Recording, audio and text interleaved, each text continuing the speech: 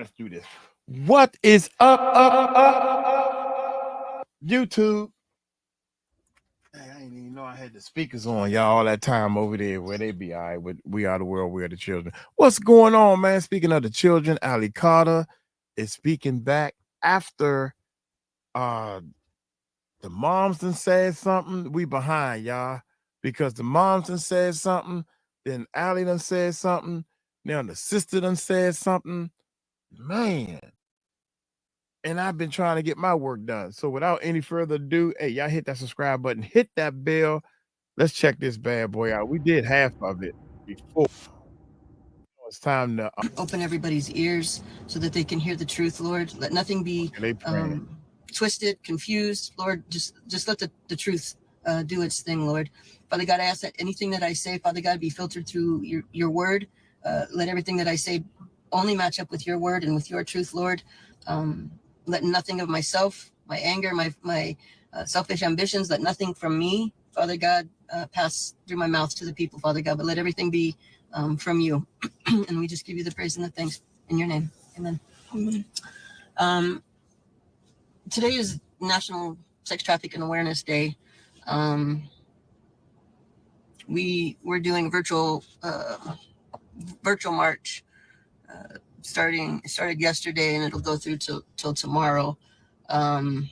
Ironically, there was a lot of distractions that came just before that to try to shift the focus of where it needs to be. I'm sorry. I'm sorry for any part that we've had to play in the drama and in the craziness that you're seeing. The focus should only be the kids. It shouldn't be anything else. Regardless of whether you like us, whether you hate us, that should be irrelevant. The focus should be on the kids and the missing children and the children that are being trafficked. The fact that that's not been the case breaks my heart, especially that for the fact that we've been put in the center of that.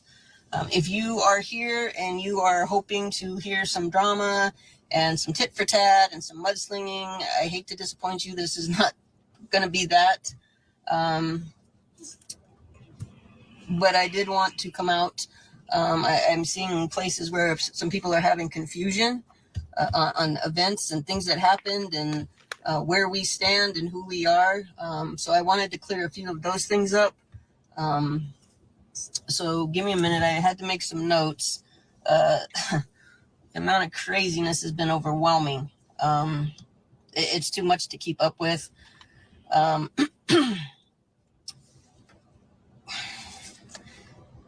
If you've not noticed that there's been the biggest smear campaign I have ever seen against anyone in the last couple of weeks, directed at Ali and I think there's a lot behind that. I don't think it was random. Let me go on the record and say I'm going to double down 10 times. We're doubling down on the fact that everything we've told you is 100% the truth. And it's not going to change. That won't change. Just because somebody is muddying the waters, is throwing everything but the kitchen sink into the town square to cause confusion. I put my reputation on the line. There is nothing that I'm going to change. The truth is the truth. Everything that we've said has been the truth. We've tried to walk in integrity. We try to stay away from the drama. We're staying away from this drama. But I did want to cover a few things with you. And then I wanted to talk to you guys about some other things in just a second. When the drama started, I like to sit. My bad. I wanted to stop it for a second because what she just said is nowhere near 100% true. I hate when somebody jump on here and say integrity. We try to stay away from the drama. That's bull. If you was trying to stay away from the drama, you wouldn't been talking to them police officers like you was, mama. See, that's now I'm into this stuff. Telling that police officer, you may not want to touch that. That's the Bible. You may not want to touch that, you'll burn. What kind of mess is that to tell a police officer? And that's just one of them. I got plenty more to load up on you. See, so that ain't true. And then Allie turned around and told the police officer, it's just because I'm black. She came out there and played the race card. Do I need to keep going? Uncle Mike don't need to keep going on this. But y'all tried y'all best to stay away from the drama. What you should have did was let the police officers do their job. Y'all got paperwork for all the medical problems y'all got, but you want to cuss the police out and stuff. But then you're going to turn around and get on here and tell us you tried your best to stay away from drama. See, that's that bull right there. I ain't even going to get mad. Because I'm still on their side. I still love you, Allie. I think you're doing a good job bringing awareness. Stay in your lane. We're staying away from this drama. But I did want to cover a few things with you, and then I wanted to talk to you guys about some other things in just a second. When the drama started, I like to sit back and give it a minute. I like the enemy to expend their ammo. I like to see where everybody's shooting their ammo from. I like to see what's going on. So we've tried to stay quiet on the issue. I'm not going to get sucked into drama. I'm just not. I don't have the energy for it, especially when I know what's going on with the missing kids. The reality that I live with Allie every day, the PTSD, the flashbacks, the trauma that she goes through every day prevent me from getting into pettiness, and I just won't do it. 99% of the people that are projecting hate, making hateful comments, calling us a liar, whatever the case may be, 99% of them don't have any understanding of what trauma looks like.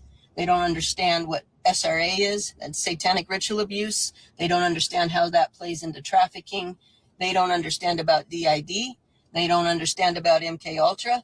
They have blinders on for their little bit of understanding of what they think the situation is, and they're trying to twist things to fit into that little box. If you don't understand that sex trafficking is the end result of satanic ritual abuse, MKUltra, and DID, you're never going to understand what the trauma looks like and how it presents itself.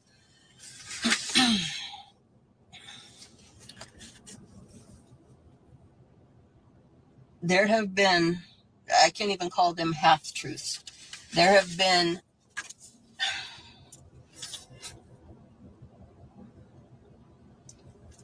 almost everything that has been said against Allie and I is not even a half-truth. It's a zero truth. And I'll give you some examples in a minute. I think the only thing that's been said that's been accurate is that I'm white. Yeah. But whoa. The part that bothers me is the fact that these blatant lies, nobody's been bothering to fact check them. Starting with my name. Like, if you're a journalist, the very basic thing is you should get the name right of the person you're going to slander and crucify and shit talk. You should at least get the name right, and that's not even been the case. There's a whole campaign coming against Shelly Hawks or Rochelle Hawks. They're saying Rochelle is short, or Shelly is short for Rochelle, and that's who I am. There's no part of that that's true. My name is Shelly Carter. I have a middle name. Sometimes I'll use my middle initial in my name, but I'm Shelly Carter. I have no aliases. I have no maiden name. So if you make it make sense, if you can't even get my name right, how are you going to be credible for anything else? I've seen where they've said that I've got all these aliases. That's not true. Supposedly I'm 64. That's not true. I have several ex-husbands. That's not true. I have a son that's transgender. That's not true. That I'm a drug dealer. That's not true. That Allie's my girlfriend and that I adopted her because that was a way to get around the gay marriage. And that's not true. All you have to do is look up gay marriage became legal in 2013. She was adopted in 2014. Like, nobody has bothered to do just the basic little bit of checking. Like that's a 99-cent basic background check on somebody. How can you get so many things wrong? I don't understand. It's been said I'm her high school counselor. That's not true. There's some TikTokers running around saying that Allie is CIA. Good Lord Jesus. Like it's to the point where it's painful. And like I said, these are just a few of the things that we've pulled out that admin have said, hey, this is the new thing today. We've not watched any of the YouTubes and we won't. And I'm going to get into that in a minute. But how do you run a whole hate campaign, a whole slander campaign when you can't even get the name right? Make that make sense. That's a 99-cent background check. But look at the traction it's getting. That's how I know it's an evil agenda. That's how I know it's meant to discredit. That's how I know it's meant to slander. It was being used to try to trigger Allie's programming. And I'm sorry that we have to be here, and I'm sorry we have to waste the time trying to clear this up. When people start doing things like this, we have two choices. I can either just ignore it, or we have to address it. Either way, I don't want to do any of those things because that detracts from the kids. It shouldn't be a thing, but unfortunately it is. So I apologize for all of you that your time's been wasted, that you've had to question things, that things have been put in a bad light. Even if I was all of these things that I'm being accused of, the fact of the matter is there's still children that are missing. There's still children right now that are being tortured, that are scared, that have nobody, that are waiting on somebody to come and find them. And they're waiting on somebody to come and ask the question. And we're doing this. Make that make sense. Well, you definitely ain't wasting my time. You can see people laugh at me and say, man, you over there doing all this, you doing all that. Yeah, I'm doing all kinds of stuff because you ain't wasting my time. We're going to get this done. We're going to wait till some information come, but we got to go through all this bull. I think this how it got to be done. Like, who you proving something to? What you got to do is stop wasting everybody's time and let's get busy.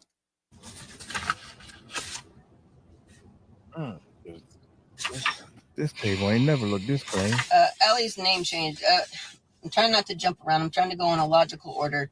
Hopefully you have a pencil and paper with you because we're gonna go over some things in a minute. Allie's name changed. Yes, Allie's name was Tori Outlaw. Mm-hmm. Told you that. Her name changed when she was adopted. Mm-hmm. I've given you driver's license. We've showed that. Let's go. We've showed the adoption papers. I've given you guys the number where you can go down to Riverside County Court. You can request that. I don't know if you can pull that up online as public record. You should be able to.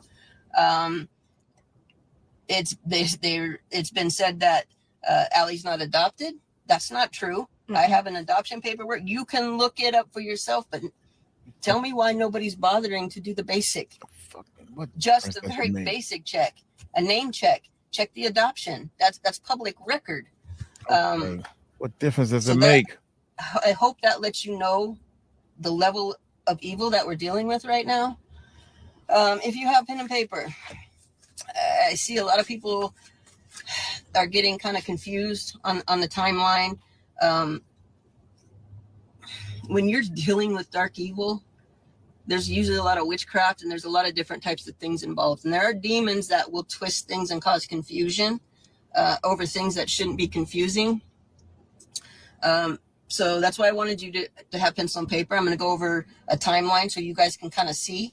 And if anybody's struggling, you can kind of help them and say, no, this is the timeline. It's posted.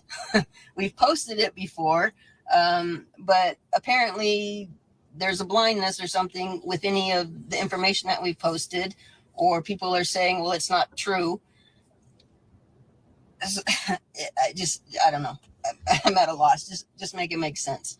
In 1994, at 3 months old, Ellie was born in 94. At 3 months old, CPS came out on a sexual assault charge. They referred it out, which means they didn't do anything about it. So stop and think for a minute. A 3-month-old baby is being sexually abused is why CPS came out. It's in the report. The report is posted. They referred it out. What you need to know about MKUltra and DID is that there's programming, and DID is when the mind splits and creates alters. So take the 3-month-old baby. If somebody is sexually assaulting that baby, that is too much stimuli, too much pain, too much trauma for a child, a 3-month-old baby, to manage. When it becomes too much for that baby to manage, the mind will split off and create an alter part to carry some of the load, to carry some of the pain, to carry some of the fear. And so now you have 2 parts of the psyche. Allie has over 200 alters. I'm easily off in my documenting and keeping track, but I have documented over 200 alters. That means there's been over 200 times at least that there was trauma enough to split the psyche. The thing with MKUltra is what you guys really have to wrap your head around. The sex trafficking is the end result. The MKUltra is the true evil. That is the true crime against humanity. People have learned, evil people have learned that we take this 3-month-old baby, we sexually assault that 3-month-old baby, we split the psyche, we can take that new split off that brain, the new split off the psyche, and we can program it. And that's essentially what's been done. So in Allie's case, there is a 3-month-old alter. And the way I know that is because it has a newborn cry.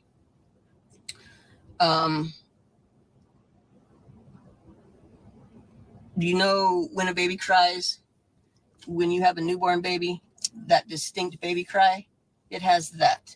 That matches the CPS, matches what I see, matches the flashbacks and the PTSD. It all goes together.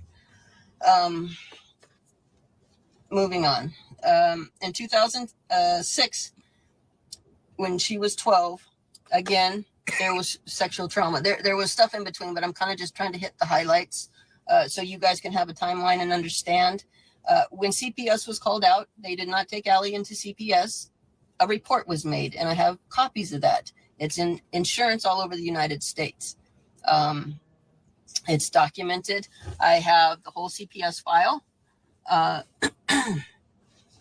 So it's all documented.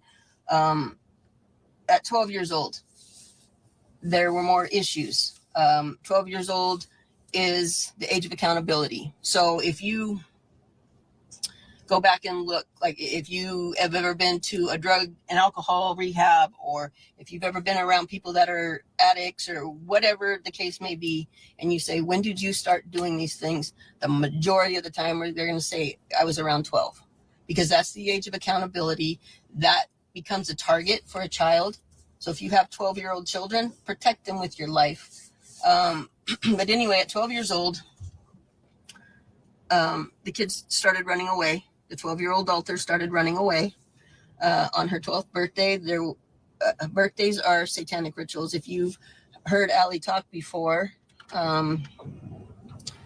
you've heard her say how much she hates her birthday. It's because the kids are usually raped on their birthdays.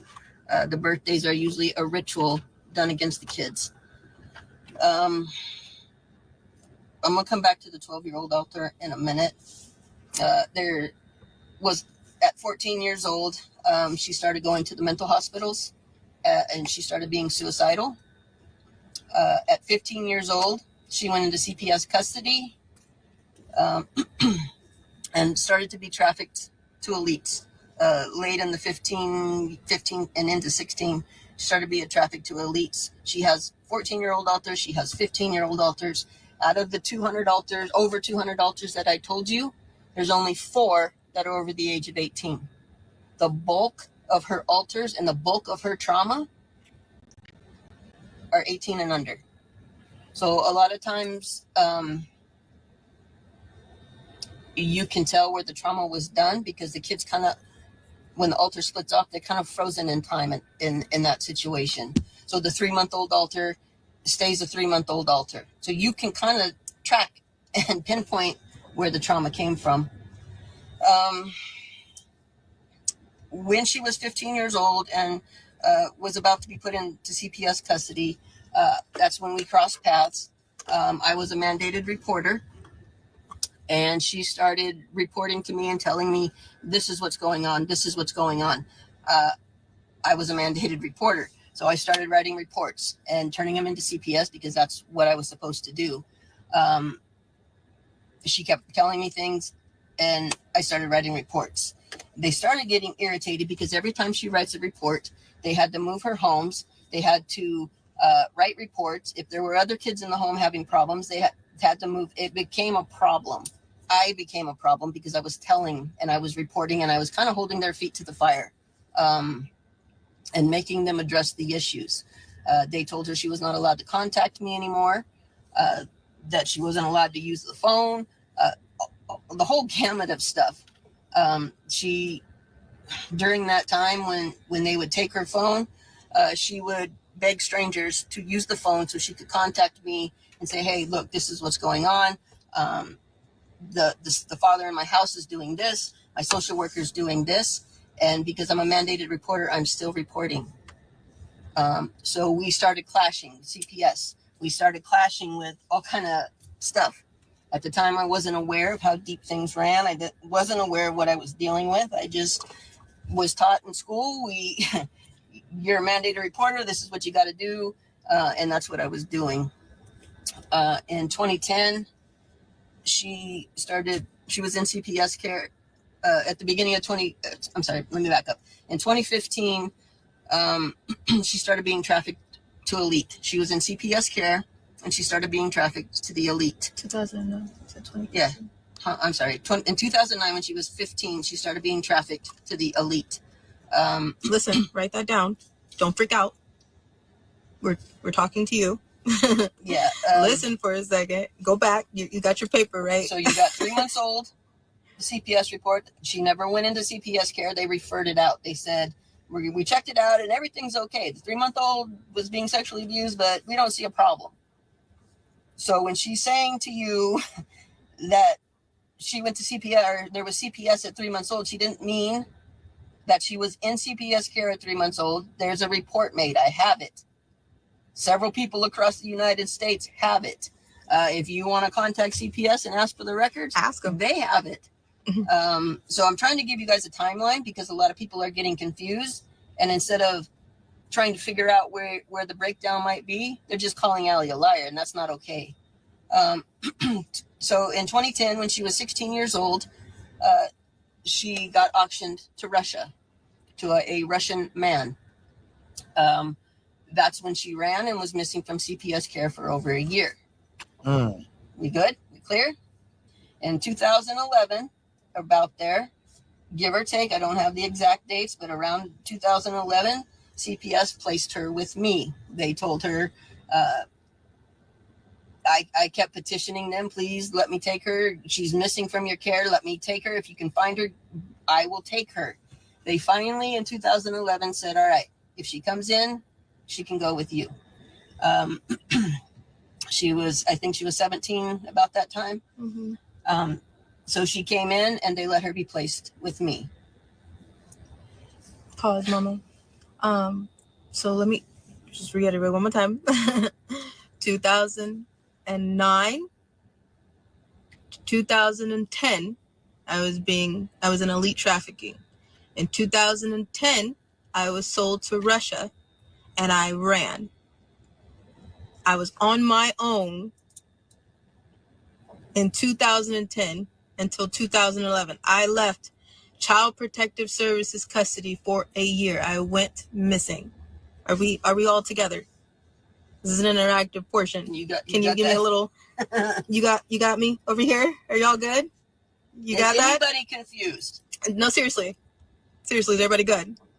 We good? Are y'all still with us? Right here? Yeah? I see a little, okay. Cool. Yeah? 2010, I was in the missing child's system for Riverside, California, Riverside County Child Protective Services. No one looked for me. No one was throwing a tantrum. No, the only person that gave a damn, and we have the reports, we have the voicemails, we have the transcript of the voicemails between a fake ass mom and a real mom. This one right here. Okay. When the fake mother called in, it was I don't give a shit. When she called in, we have the transcript of her telling them, hello, what are y'all doing? She was being trafficked. Why aren't you guys looking for her? They took us out of they took me. I say us, I mean us. Alters. Us. Not us. Us. You with me? Inside I'm so us. serious. I'm Inside so us. serious. I'm trying to help people understand. For real. They took me out of the missing children system because of who I was, what my ties were, what you're seeing, the evil that you're seeing right now. They went ahead and just snatched me out of the system. No one threw a fit. No one looked for me. No one cared. The only person that was trying their best to still say, hey, where the hell are you? Was this one. Right here. Right here. My mom cared. Okay. Are you still with us? Yeah. In 2011, I was by myself, homeless, eating out of trash cans, sleeping in playgrounds, doing what I needed to do. And other people were helping. Now, at this time, I can't tell you who that was, of course, because I needed to do what I needed to do to stay alive. Right? So in 2011, I called CPS back and said, hey, I can't do this anymore. So I need to come back and we need to figure some shit out. You with me? Okay. Then I went with my mom. You got that on the paper? Write that down. Right? You need that. Write that down. You really need that. I'm serious. All this is connecting. We're helping you. Okay? Write it down. Now, let's continue. Carry on, Mom. Carry on. So in 2011, she was placed with me. She was about 17. She had to go into high school. Flag on the play. Wait. I'm sorry. In 2011, they put me back in a group home in 𝗗𝗢𝗡𝗞𝗦 Valley, California. Yeah, hold on. Flag on the play because we got to tell that one. That's Mr. Misunderstood. Hi. I know you're watching. Hello. Yes, hello. That was Mr. Misunderstood and his whole entire family. I met him, the son, in high school. I went to Nuevo Vista High School. Well, the son was too old to be at the school, but he would hang around the school scouting for kids. Super senior. If anybody remembers super seniors, they're grown adult men that still go to the high school that they failed to get it together in. Okay, so scouting. He was there. I met him. You know, needed someone to talk to. Just came back. Needed someone to care. And I started talking to him. He took me home to hang out. I met his mom and his dad. And his sister Emily was dead at the time. His mom, I'm going to tell you exactly what happened, okay? Let's be real here. Let's be adults. Can we be adults? Y'all ready for adult conversations? If I have kids on here, I love you dearly. I know there's my dance kids are sitting here. I know you're sitting here. But if you are not 18 years old, I need you to walk away from this part of the conversation. Do you hear me? I love y'all. I know you're sitting here. So if you are sitting here, I need you to earmuffs for this part of the conversation because this is the adult part. Can we move them, please? Okay, cool. As an adult, let's talk. All right? I was a child. I was 17. But as an adult, we went to his house not to just have a tea party, to Netflix and chill. Yeah? Okay? We were in the shower and he had OCD. We were both in the shower together, okay? There was soap on my feet and he lost his shit because in the middle of us in the shower together, there was soap on my feet. He got up and left me at his house. It was just like, I need you to get that soap off your feet. I need to go, okay? I stayed in his room, hot tail, and waited for him to come back home. His mom came in the room and I woke up to her face between my legs. I flipped the hell out. I pushed her off. I started saying, I need to go. I didn't know you were here. This is my first time meeting his mom. That was weird, right? Not the way you want to meet somebody's mom. And I was like, I gotta go. I gotta go. I'm so sorry. Like, I gotta go. And she cried. When I went and talked to him, Isaiah, hi Isaiah. When I went to talk to him about what happened with his mom, he said, don't freak out. She just lost my sister, Emily. Don't freak out. She's having a hard time right now. She just lost my sister. He told me, come back over my house. My mom and my dad will be getting off of work. He's a pediatrician in Norco, California. When my dad gets off work, he wants to meet you and we're all going to have dinner. Okay. I go back to the house and now we're playing house at this point because his whole family is telling me you're in a group home. You can come here. Everybody acted like everything was normal. It's fine. So after she ran away and was missing for a year, CPS said, come back in. We're going to put you in a group home until we clear Shelly's house, until we get her fingerprints. Background check. Do the background check. So it'll be a couple months maybe. So that's what happened. So that was in the beginning, and I was working on the process of getting fingerprinted, getting the house inspected, all of that. So if I would have told my social worker, instead of going back over and trying to quiet the situation myself as a 17-year-old child, I went back to his house. We had dinner. And I talked to his family about what was going on. I could not call my social worker because I just came from a year AWOL. So I would have been in trouble. Nice. I was on a probation period. When I came back, I had to work my program. And the program they put you on in the group home, I was in a high-level group home, almost a lockdown group home, but they put me back. I think it was a level 10. In 𝗗𝗡𝗡𝗞𝗦 Valley. Level 14 is locked down. Level 11 is kind of locked down, but level 10 is kind of You just got to follow the rules. Don't get in trouble. Don't fight. Don't ditch. Don't do bad things. You know? So I had to follow my program. So if I would have came to them and said, hey, my boyfriend's mother put her face between my legs. What's going on? Oh, that's they videos doing that. So I didn't say shit. I was just, they had a deadbolt on her door. So anytime that I came to the house and I did something that they considered wrong, they would lock me in her room. And then his mom would come upstairs and hurt me. Are we all clear on what hurt means? Yeah? Okay. If we're not, let me help you. I'm smiling because I'm starting to get sweaty because I'm telling you a wound. Okay. We're opening an old scar that I don't really like to open, but here we are. Okay. So she had a sex dungeon, a sex closet that had many different sex toys in it. And if I pissed her off, I would be in trouble.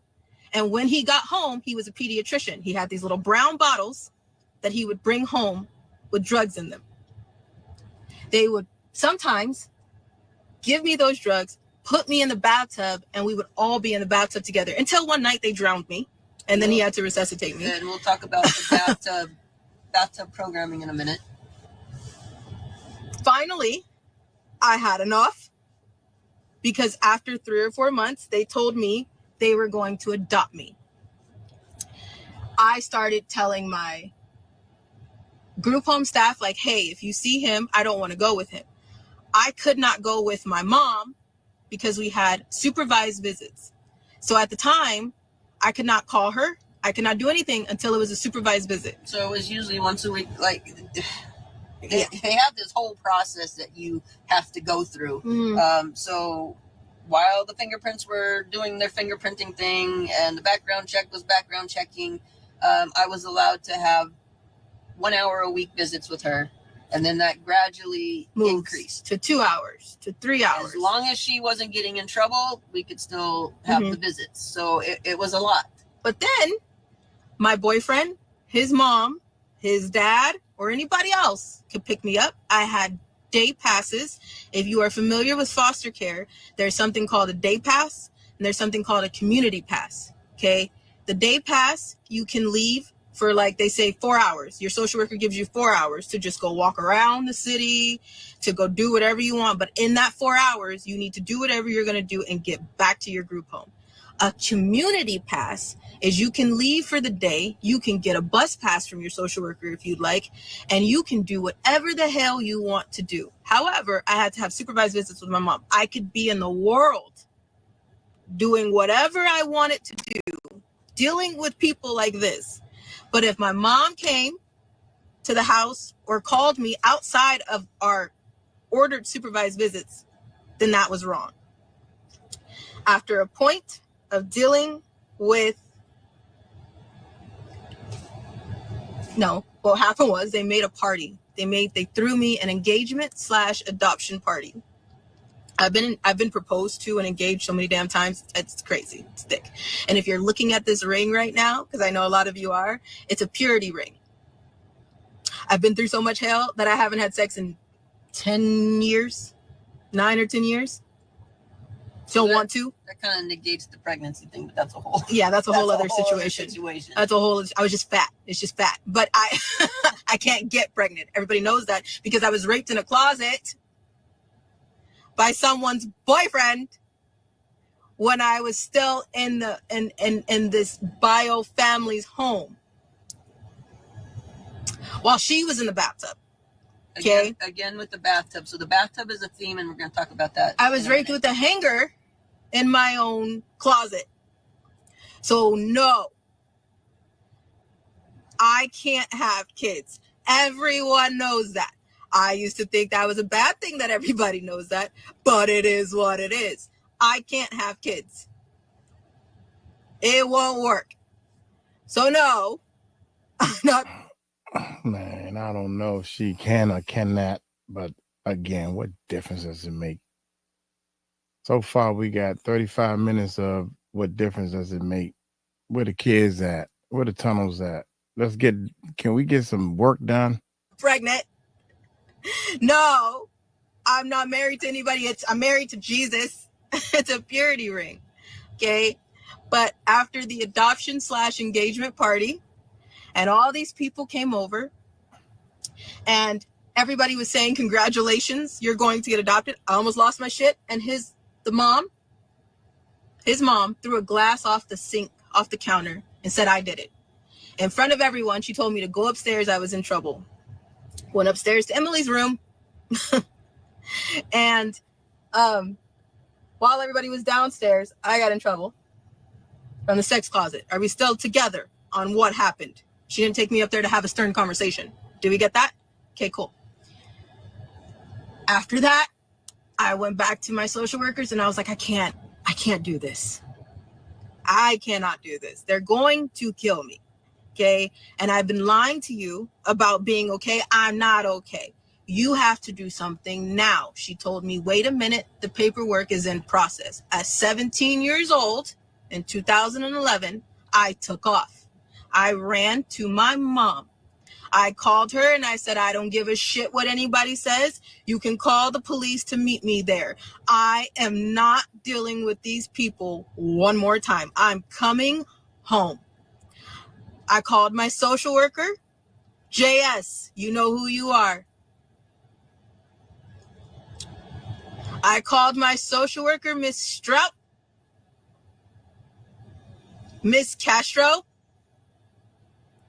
When I got to my mom's home, I called them and I said, I am not doing this shit anymore. I'm home and I'm going to stay here. And they said, yes, you are. We have ordered a SILP placement, SILP. Write it down. SILP. It is an adult placement for foster care. SILP. You got that? You wrote that down? Yeah? Okay. I called her and I said, I'm not doing this. She said, I already ordered the SILP placement. It's okay. You can stay. I was livid because I'm like, after all this time, after all the hell I just put up with, after everything that you have given me and this woman, after all the shit that y'all know, now I can stay? Yes. Because they didn't want to deal with the paperwork of what was back in 𝗗𝗢𝗡𝗞𝗦 Valley, California. You get what I'm saying? So in 2011, I went home. By this time, I barely had 12 credits. You need, in foster care, I think you need 260. Is that, am I right? 230, 260, something around there. As a normal kid, to graduate high school in California, in the state of California. As a foster kid, you need 160 or 150, something around there. They give foster kids a little bit of a break. They cut out the electives. Yes. So I think it's the AB 147 law or AB 12 law.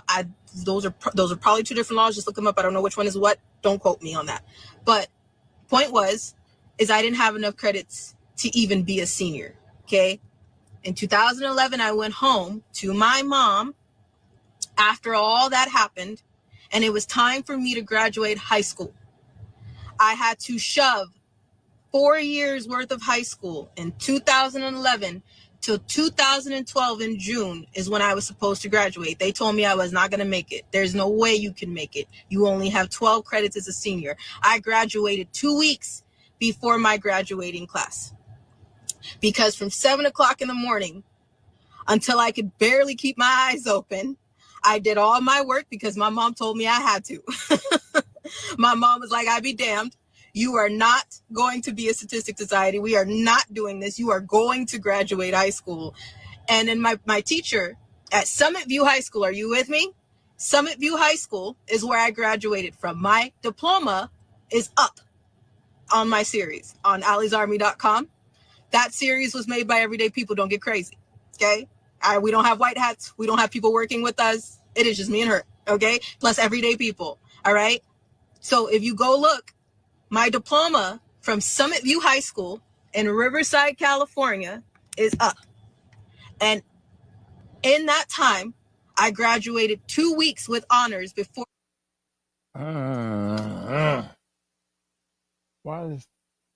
We should have went to Instagram, man. Don't stop. These people put anything up here now these days. Shoot.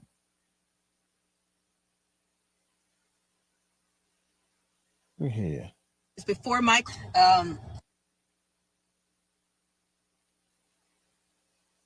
let it play. Time. I graduated 2 weeks with honors before my So my kids, hi, I love you. They can come back to this part. In 2014 is when I adopted Allie. She wanted her name changed. I didn't want nothing to do. Anything. Not a damn thing. If I could have changed my blood type, I would have. Okay? If I could have changed everything about myself, do you understand what I'm saying? I wanted nothing to do with anyone, including my name. So I made the decision to change everything about my name. So yes, you all know my prior name was 𝗟𝗡𝗞𝗦. My name now, my real name, my legal name, the one we gave you the case number for that you could check yourself at the Riverside County Court, is Allison Leilani Carter. And that is my name. That's who I am. My mom is Shelly Carter. Yes? No name changes. No name changes. None.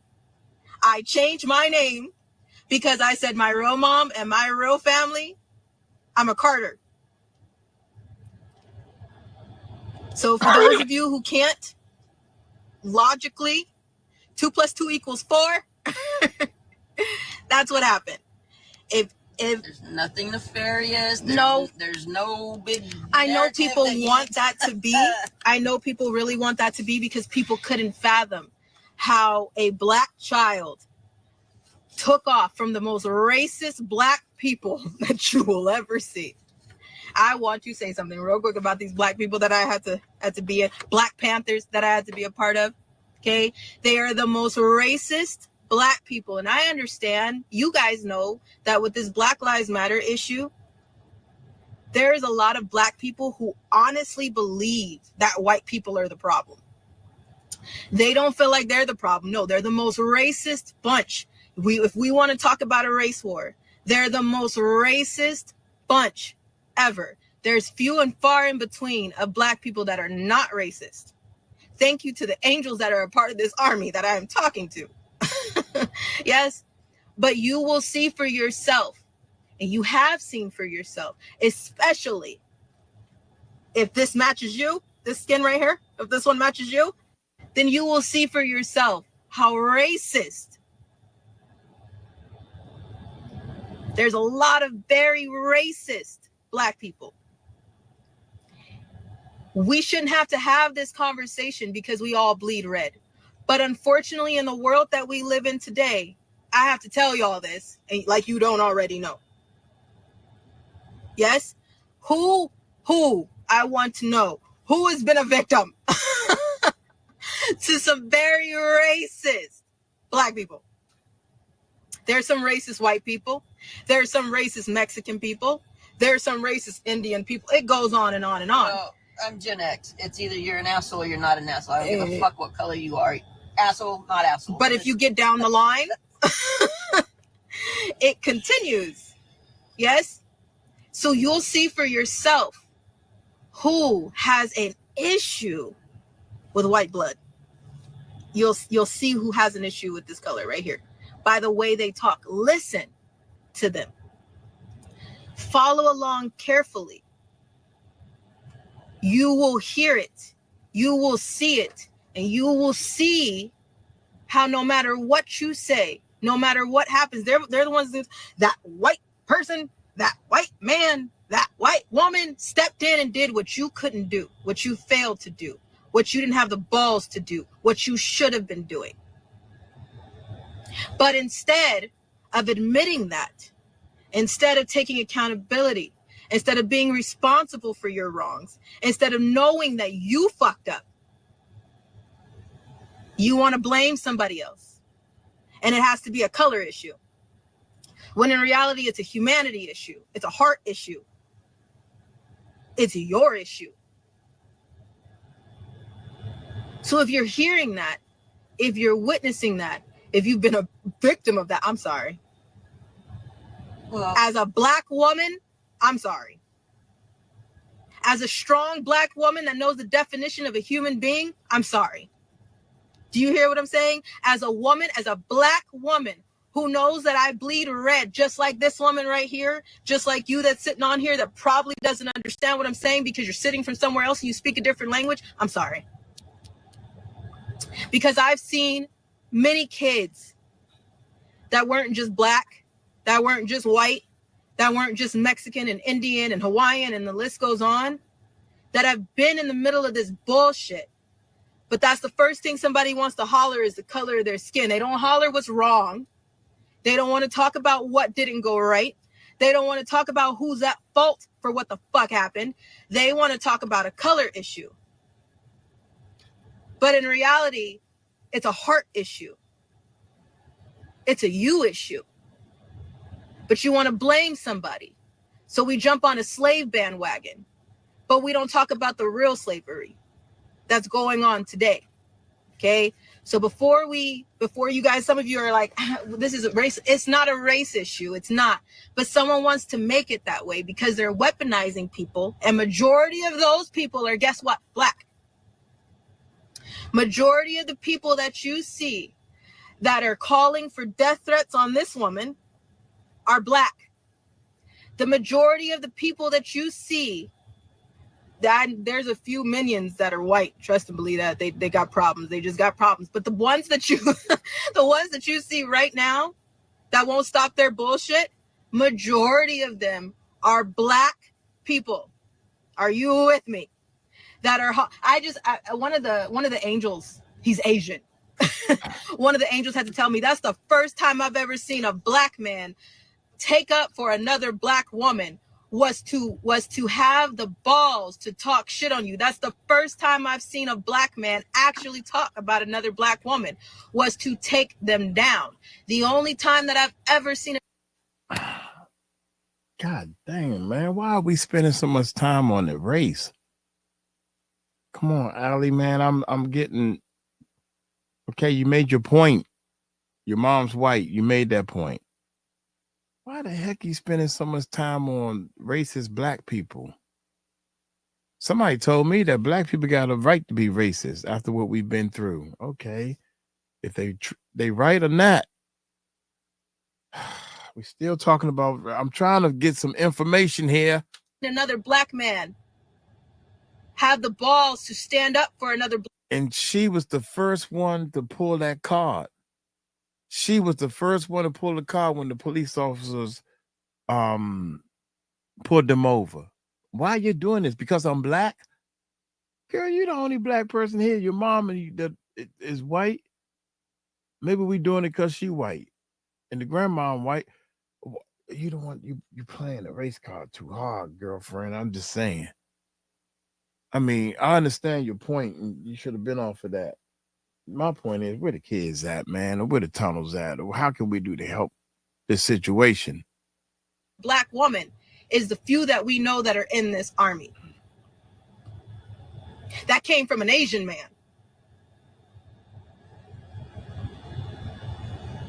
Do y'all understand what I'm saying? Are you with me? You get me? This is the war. This is the shit that we're in. So right now we have a bunch of people on platforms weaponizing black people that holler about racism, that holler about being taken down. They don't want to talk about what goes on in their own house. No. We can't talk about that. That doesn't exist. Why? Because they want to say it's a white person issue. It's a white thing. We don't want to talk about when somebody is raped in a black household. I'm so sorry. I told my kids to come back. I love you. Move, please. Miss Justice, Miss Allie, need a minute. Move, please. I love you. If you are under the age of 18, move, please. Okay. Parents, give them the Cliff Notes. All right. If you haven't already moved them, I see you already probably did. They don't want to, black people don't like to talk about the rape that goes on in their own homes. They don't want to talk about the amount of issues that go on in their own neighborhoods, the black on black crime that goes on in their own neighborhoods. They talk about, well, I'm gonna beat my child so the world don't have to beat him. No, you beat them the same way that white person that you claim is the person that's doing all the things that you're doing is doing. And then when someone wants to ask you, why is your child fucked up? Why do they have to recover from their childhood? Why do they have to rebuild their life? Then you want to blame a white person because it's your fault. Do you understand what I'm saying? I know a lot of you who are here because you hate us and you want us dead. Hi, I know. Poor you. I know a lot of you that are sitting here that hate us don't understand common fucking sense because it's not common. I know those of you who are our enemies that are sitting here don't understand a rational thought, a logic train of thought. I know that you don't, because your ignorant dumbasses is still the reason that we are still in sex slavery today. So I know a lot of you who cannot get your shit together are the reason that we're still going in circles for this war. I know you don't understand what I'm saying. I know you're that fucking ignorant and you don't understand what I'm saying. I have common sense. I'm a little hot right now, but I got common sense. I know you don't understand or can fathom what the hell I am saying to you right now. But trust me, that's a you issue. That's not my issue. That's not her issue. That's not anybody else's issue, but yours. You understand what I'm saying? So for those who can't get that, the only thing that they can do is kill someone. The only thing that they can do is threaten someone. The only thing that they can do is pull a gun on someone. That's the issue. That's where we at. Do you understand that? So now you have these people weaponizing other followers and other people to say, hurt this white woman because she's making a little bit too much sense.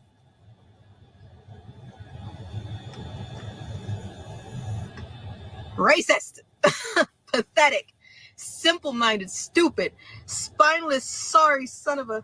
Go ahead before I don't stop. All right.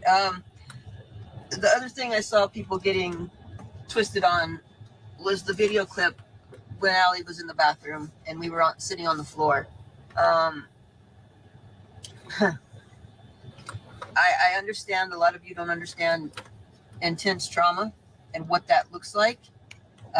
So you're trying to put it in the box that you know, and the box that you know goes right to drug addiction, or whatever else. I don't know. Let me explain to you what that was. If you've been here for a while, you've heard me say Allie went down. Pray for Allie. Pray for the kids. Whatever. But you've never seen or understood what I was meaning by that. And there's no way a normal human being can fathom that depth of trauma that's been done to kids, unless you see it firsthand. We had started filming a docu-series. We're trying to get as much information out to you guys so you understand the real of what's going on with the kids. In your own right, if you just live like every other American in your little house and go to school and go to work, you cannot fathom the depths of evil that I've seen, that Allie's had to live through.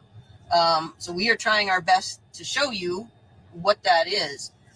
So we were trying to film the docu-series, and I asked the kids, I said, if you want me to go that far, do you want me to film that much? It's up to you. Let me know. They said yes. We had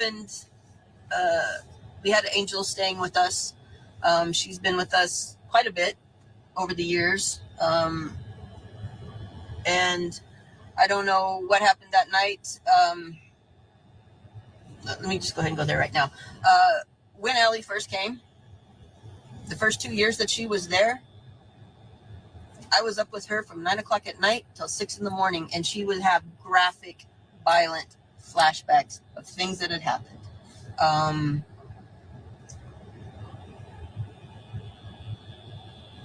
If you've not seen somebody have a flashback of being brutally raped, tortured, it will profoundly shake you to your core.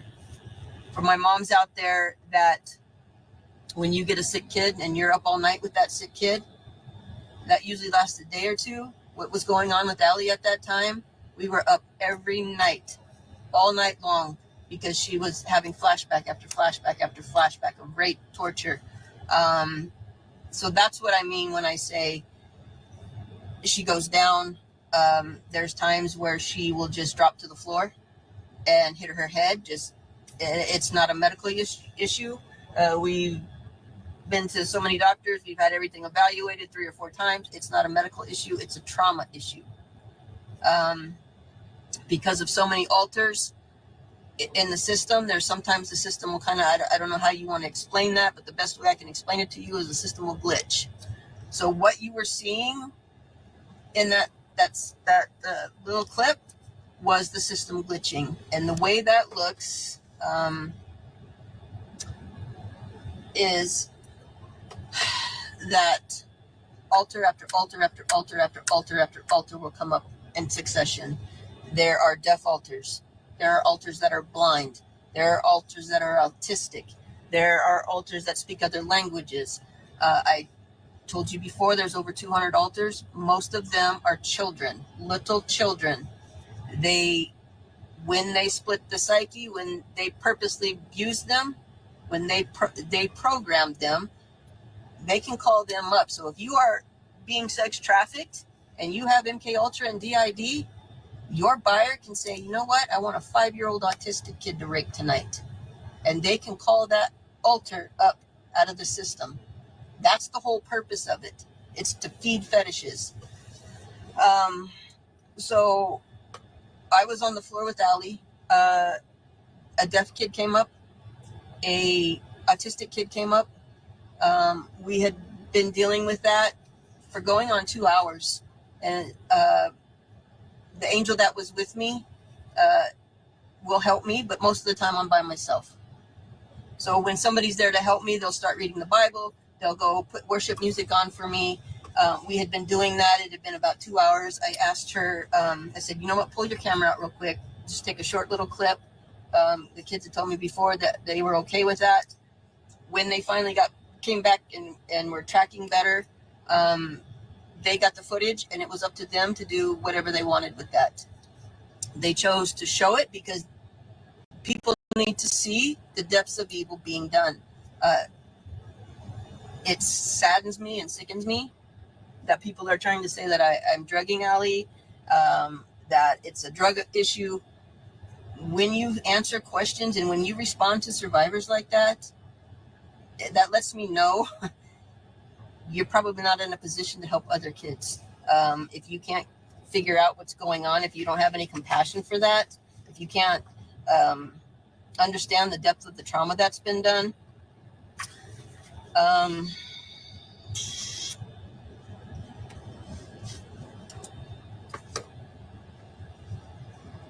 if you have my mom's out there, if you have a kid that's sick, if you go to the doctor and the doctor says, you know what, your kid has this really serious thing, it's leukemia, that's all I can tell you. They're really sick and they're going to have a lot of problems, but I can't help you figure it out. That's kind of where I was at that time. I knew she had DID. She had been diagnosed with DID in 2012. There was nobody to help. Anybody that pretended that they could help, they would see her for a few minutes and she was out of the scope of their practice. Her DID and the MKUltra was beyond anything that they could or would be able to help with. So I had to figure that shit out. When 𝗟𝗡𝗡𝗞𝗦 goes down, my job is to get on the floor and comfort the kids. When you have that degree of trauma, those kids come out. They come out and they're in a state of terror because they were created in a state of terror. They were created in the middle of torture and abuse. So when they're coming up like that, like what you were seeing, most of them are in a state of terror. They don't know who I am. They don't know where they are. They think they're about to be hurt. And we've already discussed what hurt means. It doesn't mean you stubbed your toe. They're about to be hurt and they're in a state of terror. My job is a mother is to get on the floor. It's a real mother. To hold them, to comfort them. That's what a mom does. To make them feel safe. And that's what you were seeing. It was not a drug problem. And it really kind of sickens me that you guys would drag a survivor like that out of your own ignorance. That's not cool. That's because a lot of you don't know what a real woman looks like. That's what those people are missing. The ones that are dragging that video don't know what a real mom would do. You want to dismiss something like that from happening. You don't want to deal with something like that. So therefore, you don't know what that looks like. So I'm asking all of you, we are doing our damn best to get the information out to you guys, to show you in real time what it looks like for a child that's been traumatized to that degree, what DID looks like, what MKUltra is, and how that looks. People use those terms real loosely, like, oh, they got MKUltra. You're not understanding what you're saying. But when people respond real callously like that, please watch them. They don't have the capacity to show compassion, to show unconditional love. And if they don't have the capacity to do that for 𝗟𝗡𝗡𝗞𝗦, chances are they're not going to have the capacity to do that for another child in need. Let alone their own. These are the women that pop babies out like guppies, and there's a lot of them. And then they want to get mad at somebody for showing real love, and they don't know what that means. So the one thing to do is attack.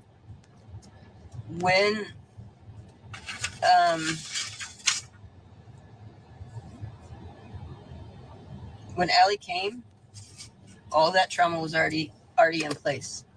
All those altars were already in place. all that trauma and torture and abuse had already happened. And we're gonna talk about that. I told you we would talk about the bathtub things and the different types of programming that are done in MKUltra. So we're gonna get into that right now.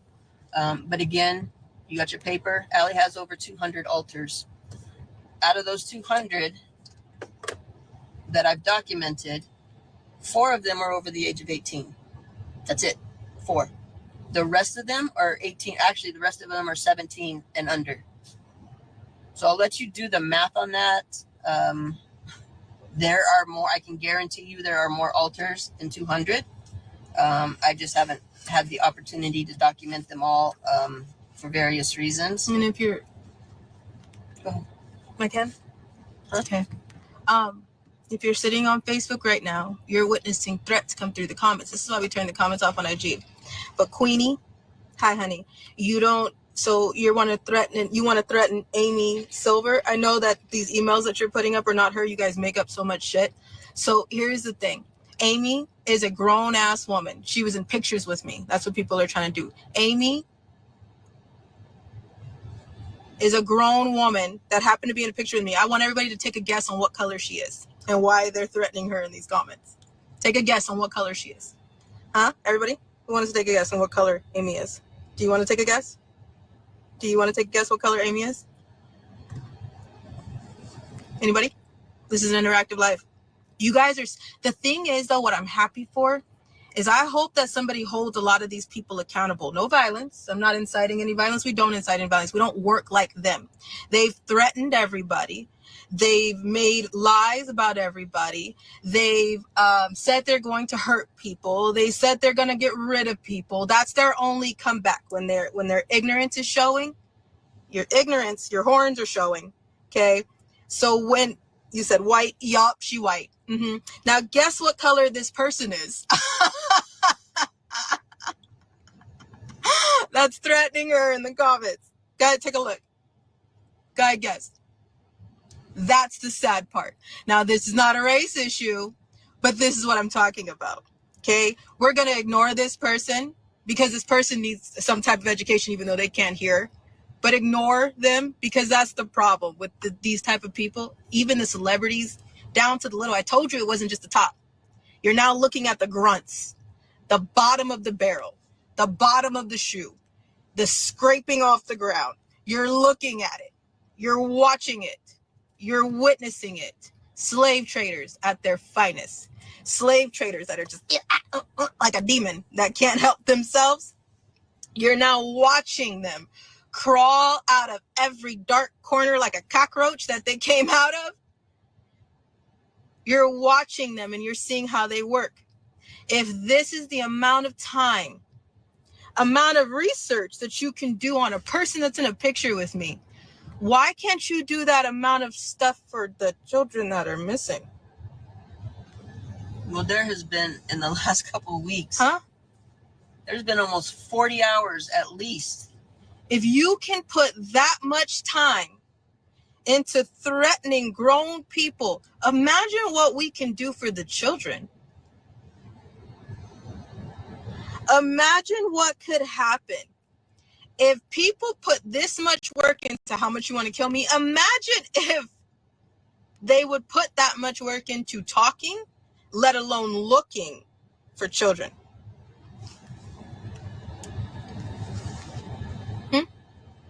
That's how you also notice who's who. Because if they can put this amount of these truth tellers, platforms that are going live and speaking on us for hours and hours, digging into past pictures. Somebody threatened my special needs child. That mom is sitting on here. What's up, C? Please tell my babies I love them. I used to teach special needs babies that are over the age of 18. Do you understand what I'm saying? But their mindsets are not. So I had people threatening my baby because they were in a picture with me. People are digging in old pictures and then going after people.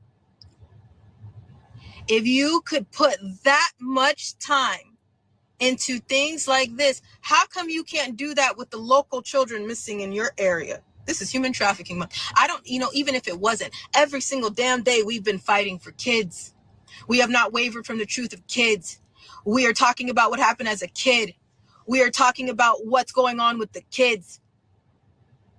And I'm a very humble person. I don't have to honk the horn about that just as much as I don't have to tell you I'm black. You understand what I'm saying? So, but if somebody could put that much energy, as you see people putting in energy to hate us, on your local missing children, if you pull it up, there's more than 10, more than 20, more than 30, probably more than that, missing from an area. And you can pull up pictures of adults that were standing with me. I rebuke you.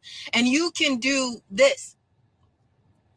Imagine if that much work, if that much dedication, if that much strive was put into looking for a local missing child, into talking about what's going on with our children, into talking about, by the way, California, get ready for that earthquake, into talking about the fires that are burning evidence right now.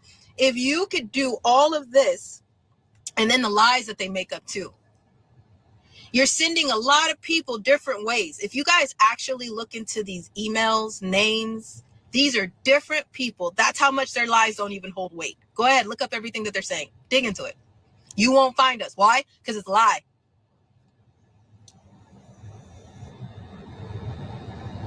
Do you understand what I'm saying? So no matter what, I just said, yeah, I know Amy. I do know Amy. But what you're saying about her is not true. That's the thing. But you looked up a grown-ass woman. You just want the truth? Really? Or do you want to be ignorant? I'm not going to give you any more time. I just want people to see your ignorance, because it's people like you of why we are in the situation we are in. You are disgusting. Majority of y'all are disgusting human beings. I would tell you what I'm honestly thinking, but I cannot, because it's social media still. You are a disgusting human being, and people like you need to be shown to the world. People like you, people need to see what the fuck you do. People need to see how you get down. People need to see how you will do so much for wrong, but you won't do a damn thing for right. That's what people need to see. So I'll leave you here. You can stay. I know you'll hate me either thing that I do. But the point is, I'm not going to give this person any more time, but you got to take note from these type of people. What's the truth? It don't seem like you wanting to tell. You don't want me to. You're telling your own story.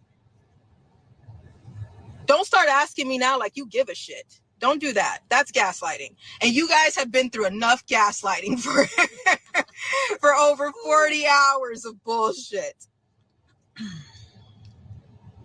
You guys are seeing gaslighting at its finest, slave traders at its threatening at its finest, bullshit at its finest. Pay attention to it. Don't get stuck on it. Take a note. You got your piece of paper? Take a note. But what's wrong with these type of people is nobody ever holds them accountable for the bullshit that they do. Nobody. But please, let's not get distracted. Don't just ignore that. Please go ahead. I'm gonna ignore this person. So we're gonna ignore this person because we still have a lot of serious things to talk about. But I just want you to, on your piece of paper, take note of what's going on. There's a lot. They're lying. They're just making shit up. I'm telling you. Rochelle Hawks. Look at her. I'm sorry to Rochelle. Yeah. I saw another person. Pray for this woman. I'm sorry to another person that they claimed as my mom. She's a 20-year-old newlywed, because we had to look up the bullshit too. When somebody contacted us and said, "Is this your mom's name?" I'm like, "No, but who is this woman?" to newlywed. You're trying to live your life and people are coming after you making up shit. I'm sorry. But do you understand are y'all with me? Do you understand what I'm saying? If only the amount of shit that people do, if only they would put this much energy into the children, we wouldn't be going in circles about what trafficking is in the first place. Yeah. Carry on, Mom. So in the past 2 weeks, I think you've seen probably the biggest smear campaign I have ever seen in my life, which leads me to believe we're over the target. But that smear campaign against Ali and I was paid for. It was to defame, it was to threaten, it was to harass, it was to slander, it was to silence, and the worst part of it was to trigger Ali's programming. We stopped doing interviews because there was nobody that we could trust, and when we did, people were trying to trigger her programming. And in the last couple weeks, they've been trying to trigger her programming a lot, and you might not understand how that looks, so I'm going to explain that to you, what programming triggers look like. So if you think of a huge apartment building, when they start splitting the child and causing trauma and programming the alters, they are building a slave. So Ali is like a 200 child slave with her alters. Each altar, Build-A-Bear. Yeah, each altar does a separate thing, has a separate responsibility. But there's a foundation to that building that involves mom programming. There's a foundation and part of the programming that's father programming or dad programming. There's programming that happens on the 12th birthday. There's programming that happens in the bathtub or wash day. There's couples programming like Zach and Aaliyah that we were talking about a little bit ago. There's programming based on the name. There's race triggers programming. Let me explain to you. When somebody stepped forward, they had their face covered. And when that was not triggering Ali's programming, they uncovered their face. And they continued on in that way. When that still didn't trigger Ali's programming, a lot of you got weaponized to start calling Ali Tori Outlaw. Call her Tori. That's her name. That don't bother me. That was trying to trigger Ali's programming. That don't bother me because that's not my name. When pictures were shown to you of somebody that was supposed to be a father, it was the 12th birthday picture because that was trying to trigger the programming. And in the last 15 years this kid has been with me, we have worked very hard to break the programming. If I were to take her to a deprogrammer or to the church, they want to reset the programming. They want to deprogram her. Integrate her. I don't agree with any of those things because that still leaves the foundation and that still leaves the building blocks for the programming to be installed really easily. For those who don't understand what that means, it's putting a Band-Aid over a leak. My goal since she's came and I've seen the depths of the evil that's been done is to destroy the programming and break it irreparably so that it can never be used against her again. Our enemies are having a little debate on whether her programming is irreparably broken or if they can still try to trigger that. And that's what you've been seeing for the last couple of weeks. It sounds like, oh, this poor lady is just missing her kid and she's talking about the 12th birthday and she's talking about giving her a bath and she's talking about all these other things. That's not what she was doing. She's triggering the programming to get Ali back in line. And then when that didn't work, she started projecting. Now, again, back to these ignorant people. Has anybody had, who's on here that's a foster parent. I'm sorry, Mom. Can I? Yeah, can I? I'm sorry. We going off track. I don't want to go off too much off track, but here we go. Who's ever had a foster kid? Anybody? I'm looking and I don't have my contacts in, so I'm squinting. I don't have contacts in. I can't see that much. Who has ever had a foster kid? Who has ever had a child in their home and they came from a very messed up past? Very messed up. It takes you a little bit. Who has ever been in a custody battle? That's another one. Anybody ever been in a custody battle?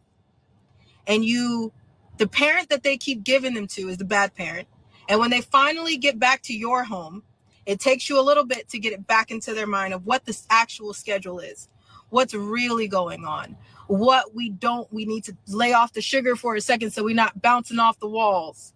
Who has went through that custody battle where by the time you get them back to the house and you get them straight and you get them good and they're back on track, then they go back to that house that you know they shouldn't be at, but you can't do anything because it's the family court.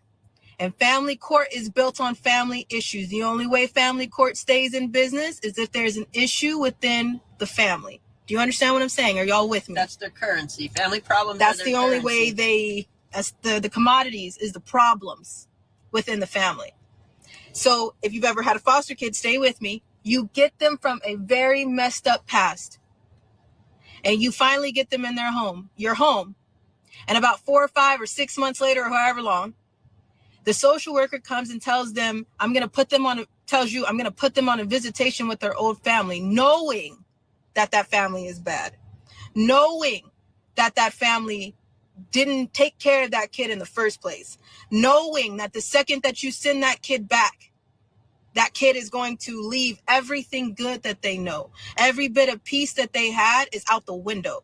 You understand what I'm saying? This is the same type of issue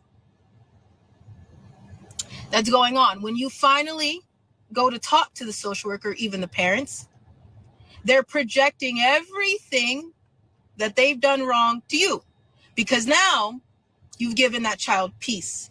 You've showed them what love is.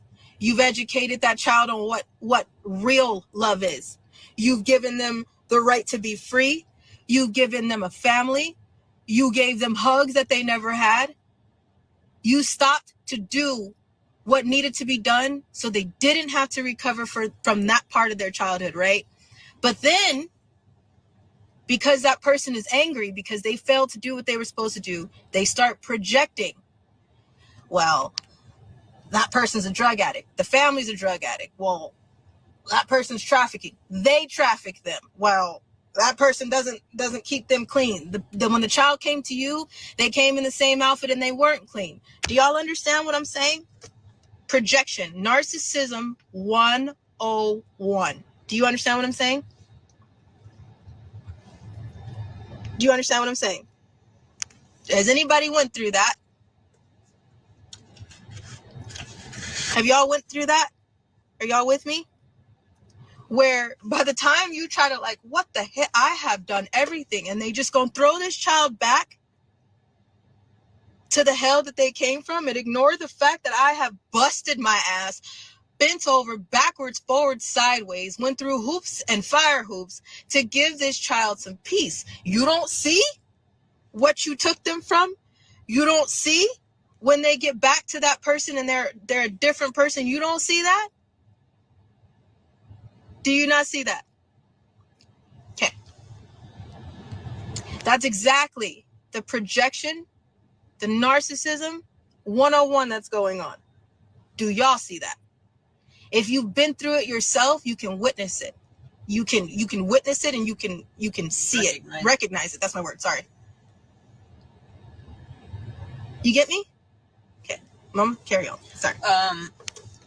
So I can give you, we don't have a lot of time, but there's just so much to unpack with the MKUltra stuff. You guys got to dig into that. That's the crime against humanity. That's the big problem. But when Allie's programming was being built when she was a little kid, the police officer would come into the home at 4 a.m, rape her in her closet.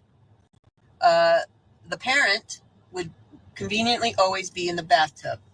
When the police officer was raping her in the closet every time, he would lay his badge and he would lay his gun right next to her in sight, and the protection, or the person that should have been protecting her, was in the bathtub. Those are programming triggers. So whenever you see a badge and a gun, it's going to trigger that nobody's protecting you. Whenever you see the bath, it's going to trigger the badge and the gun that you're going to be hurt. Those are triggers. Those are visual triggers. There's audio triggers. There's phrase triggers. There's visual triggers. So that's what's being done. But the masses aren't aware of that because they're not understanding the depth of the evil. It's not just trafficking. It's so much deeper and it's so much darker than that. So I just wanted you guys to know what you're seeing. I wanted you guys to know why we back up. I wanted you to know why we aren't taking any more interviews. Because there's so many traps laid trying to trigger Allie's programming. We're just not doing it.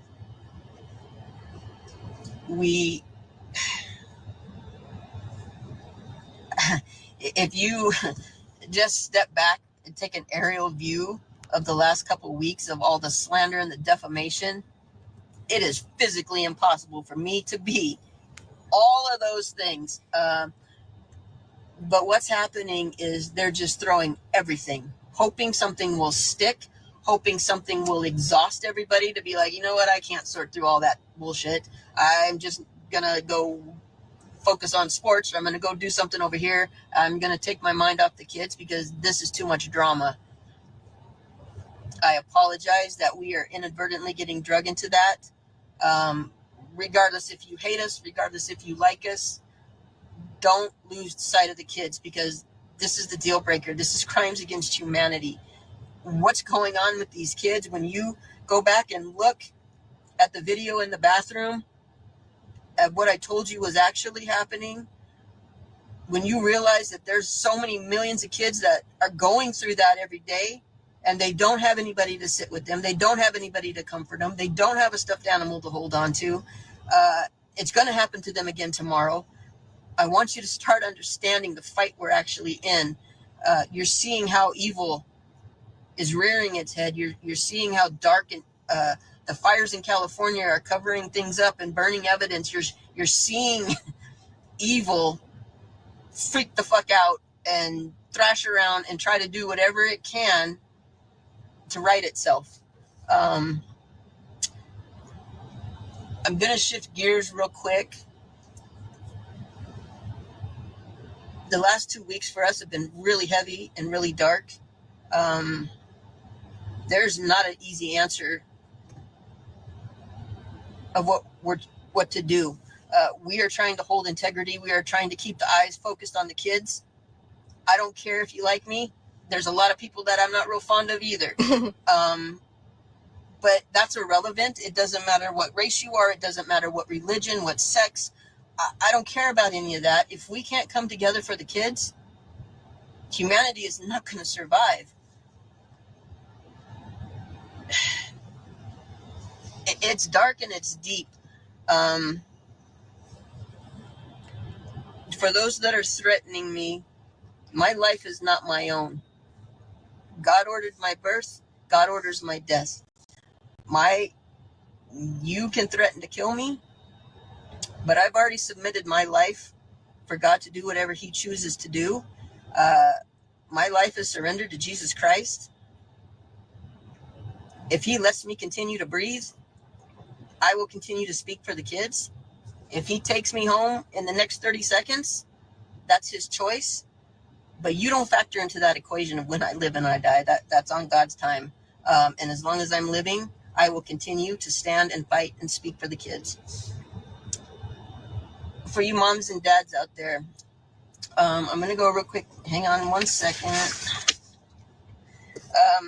There's a Bible story in Exodus 17, 8 through 6. Moses was with the Israelites.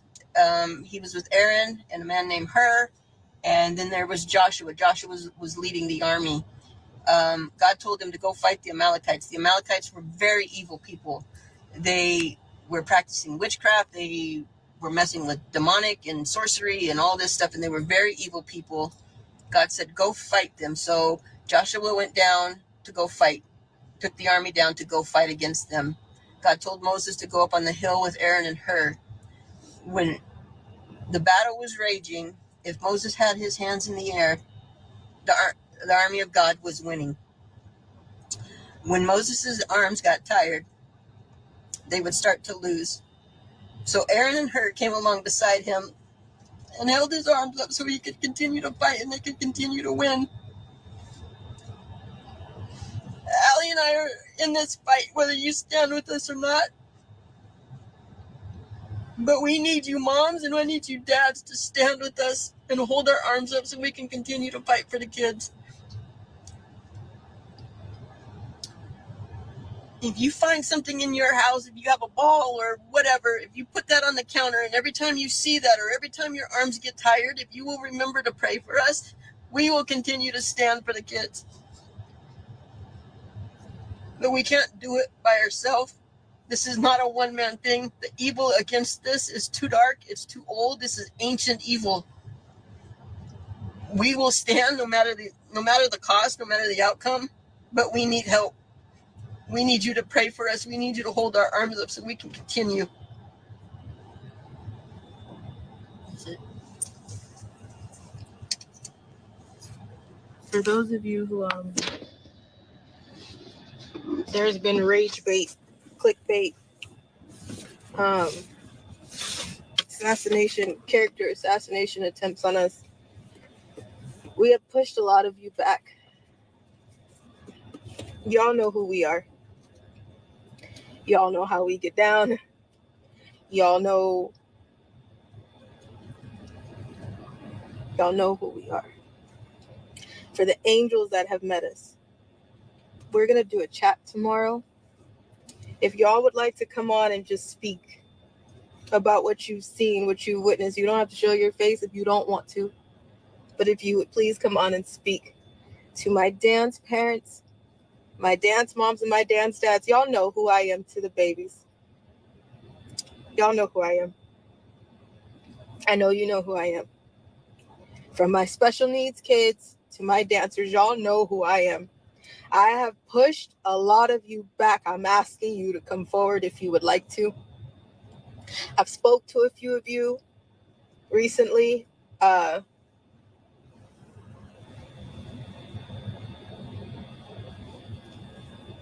Thank you. My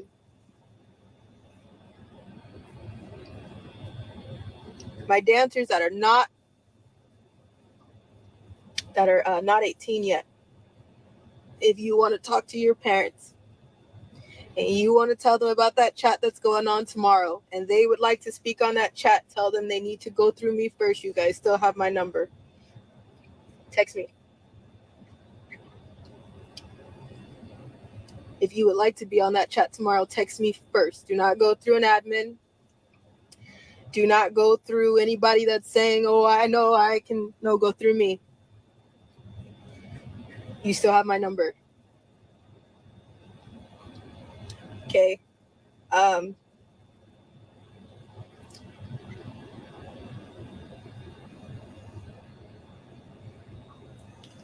know I'm not the person that they want me to be. I'm not even close. I am proud of myself for becoming the woman that my mom right here taught me to be. I am very proud of myself. I give it to my mama second, but I give it to God first.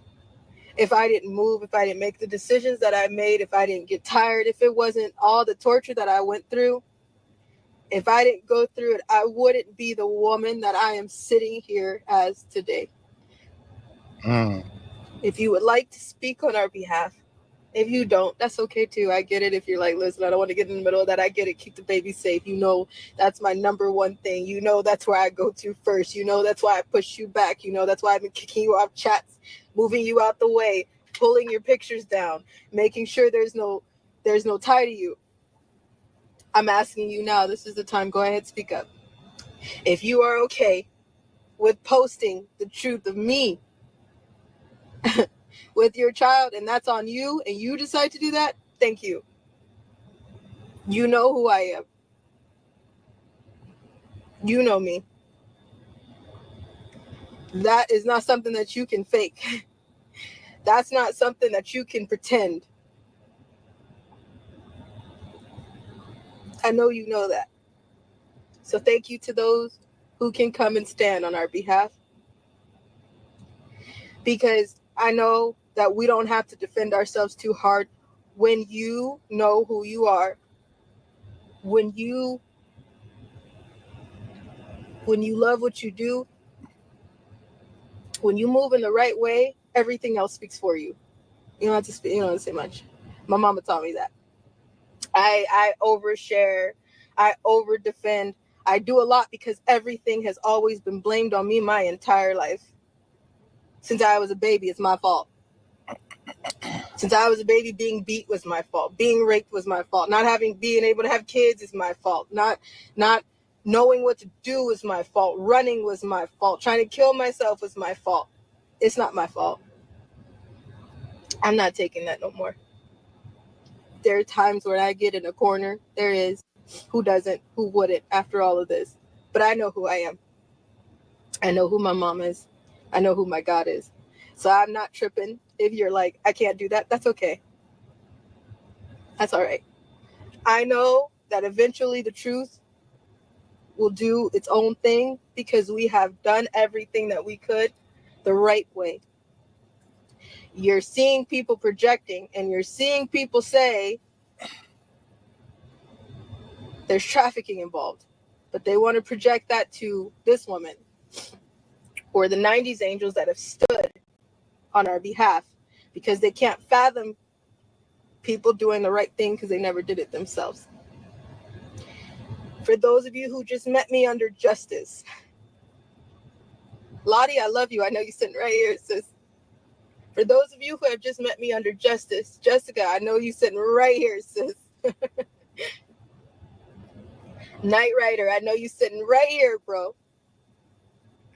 For those who have met me under justice, you met me when I went ahead and put my head down for a year. For a year straight, you guys didn't hear from us, right? Do y'all remember that interactive portion? I'm sorry, I'm crying. I have 3 phones right now that I'm holding, so can't wipe my face. All right. You met me under justice. We found a rental in this small town, and we stayed in this area for a short time.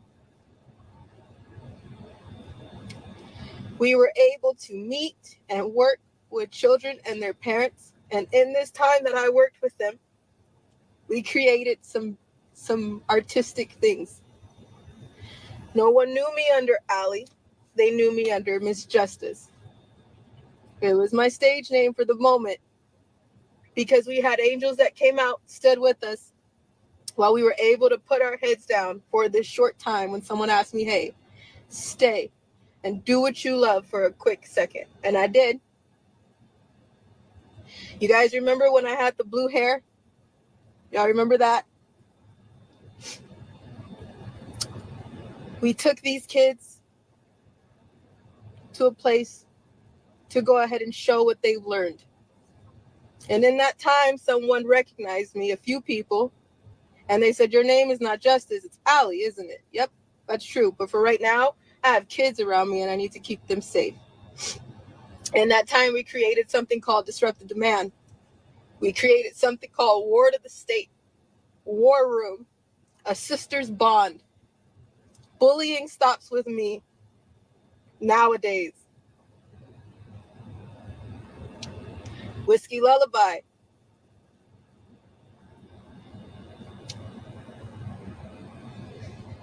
I'm missing somebody. Am I missing somebody? I'm missing somebody. Oh, in Pearl Harbor. Y'all know who I'm talking to. We took these kids and I said, guys, I don't believe this is just going to be seen by your little small town. I believe that one day this will be seen by millions. So prepare yourselves. In this time, I told the kids numerous times, when you walk into a room, you are more than what? Enough.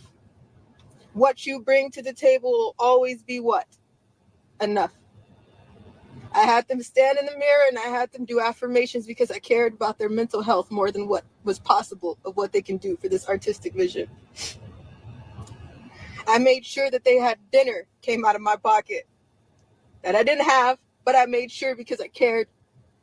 I didn't ask you for anything. I just did it because they're kids and they deserve to be happy. That's what happened. You know who I am. You know what I did. You know what I created, and now you understand why. Right? Cool.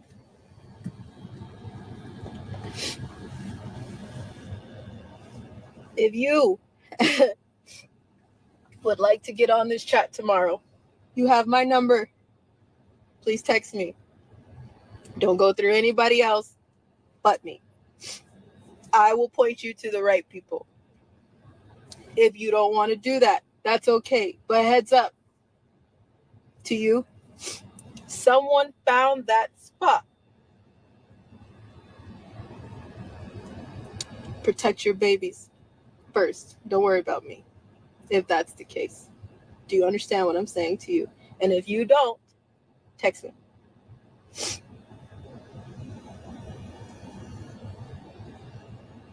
Okay? That chat will be going on at 5 p.m. Eastern Standard Time, which is 2 p.m.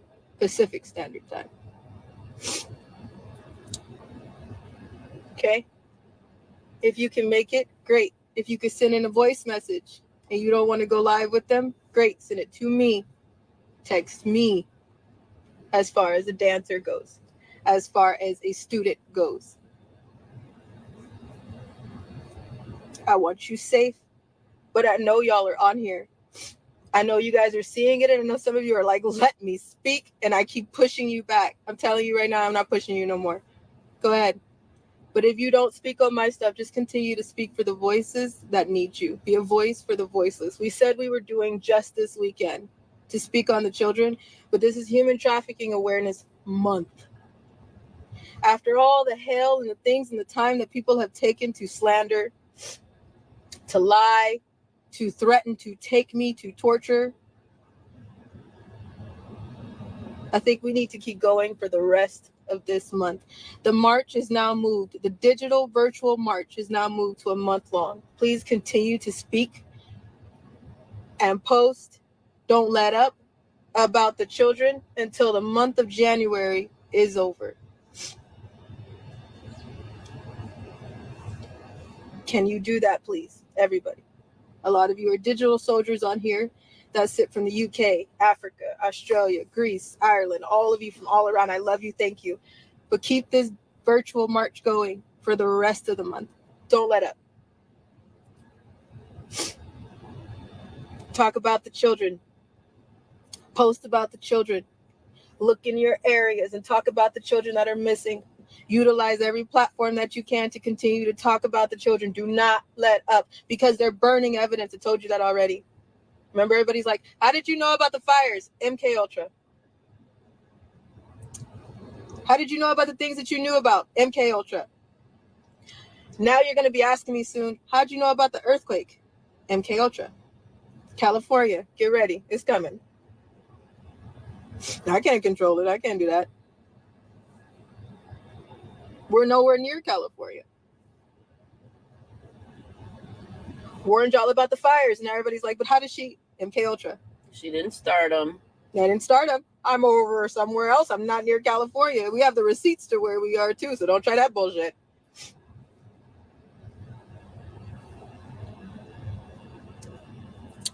I will continue to use my voice.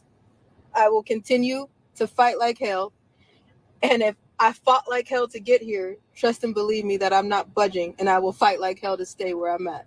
So for those who keep, she needs to go back to where? As a 30-year-old woman, I am now 30 years old, and I will be 31 in February 15th to be exact.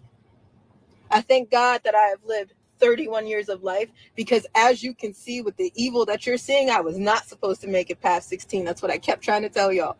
So after 31 years of life, I am blessed to still say that I am sitting here. I haven't made it to 31 yet. Let's make sure we make it there. I don't know what's happening. We're trying to make it to 31. Mama ain't 64 either. No. She's not 64. But in her 50 plus years of life. Yeah, they said she was 60 something. I don't know where they got that from either. She's still been fighting. Okay. My mom, also, to give you a little tidbit, does not have any children of her own. It's not that she couldn't have any children of her own. She chose not to. Because there was too many children going through all kind of hell. So she chose to become a foster mother and to become my adopted mom, my real mom. She chose that. I am chosen. I am chosen. Okay. So for that rumor too, that's not true. I'm chosen and I'm the baby. Yep. That's the truth. For those of you who hate us and still can't understand what the hell we just said in all this live, the feelings are mutual. For number one. For number two, please stay away from any other child, and I pray for your own. I pray for the ones that come from you, because clearly they've had to recover from their childhood, and it shows through you. It shows through every move that you make, every threat that you send, every time that you go to attack. It shows that, God forbid, that you have children, they've had to recover from the children that you tried to tear down. That shows. I'm sorry to those kids who have parents like this. There's a lot of kids that deserve to not have to recover from their childhood. I am very proud of the woman that I stand here as today. My name is Allison Leilani Carter. Tory Outlaw is dead.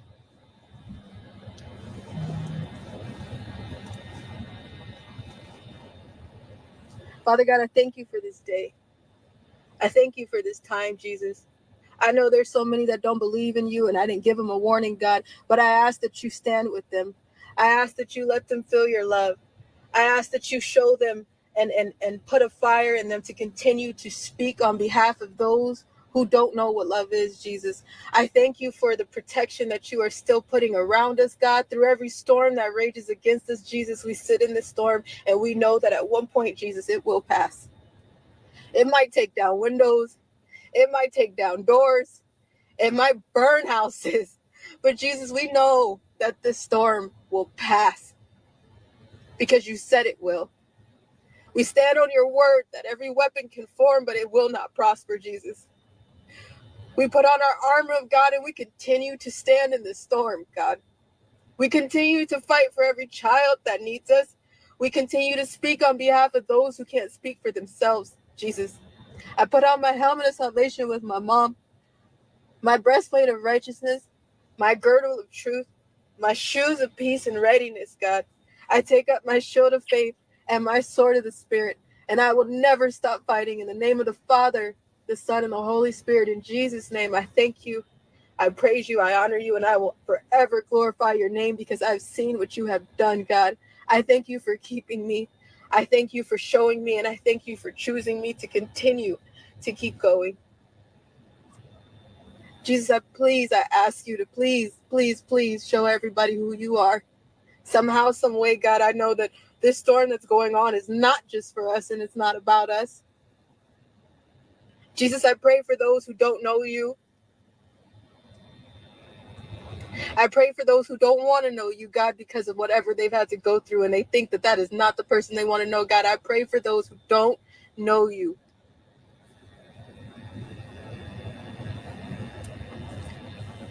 Jesus, I love you. I thank you. And please keep holding us in your hands. In Jesus' name we pray. Amen. Godspeed. Amen. We pray that you talk to y'all sooner than later. And sure and told her y'all know the drill. Bye, guys. He thought, man, that was so long. It's too much drama in between. Oh man. And well, she's saying that they had the age wrong. Somebody in my chat room said, Brittany said, I think they all need to go get some help. All of them need to get some help. I think Allie mom, since she's adult, right? Allie Carter is 31. The mom said, oh, she ain't coming to my house unless she get checked for all kinds of disease and fleas or whatever. So how about this? Mom and daughter, Allie can be around or just get some neutral something so they can just talk. The mom and the daughter just need to sit down and talk. Let them two talk. But Allie is so paranoid and thinking that she gonna get gaslighted and all this other terminology that I'm learning. But I wish that there was some kind of way. They don't have to sit down and talk. They can talk over the phone. Hell. And everybody can listen.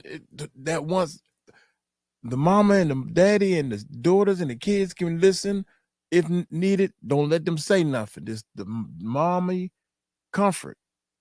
And then she can have her mom, her adopted mom, there. Don't say nothing. Just let them talk a little bit. Look, can we just work this out? And mama be a mama. That's what I'm thinking. But hey, our next video we about to do right now is they interviewed the sister now. Now they going to interview one of the sisters. So this might be the tiebreaker. You got the mom saying one thing. It's almost like two different teams. You got the mom team, and you got Allie team with the stepmom and stuff. That, oh my gosh, I hate to say somebody rubbed me the wrong way, but she kind of rubs me the wrong way.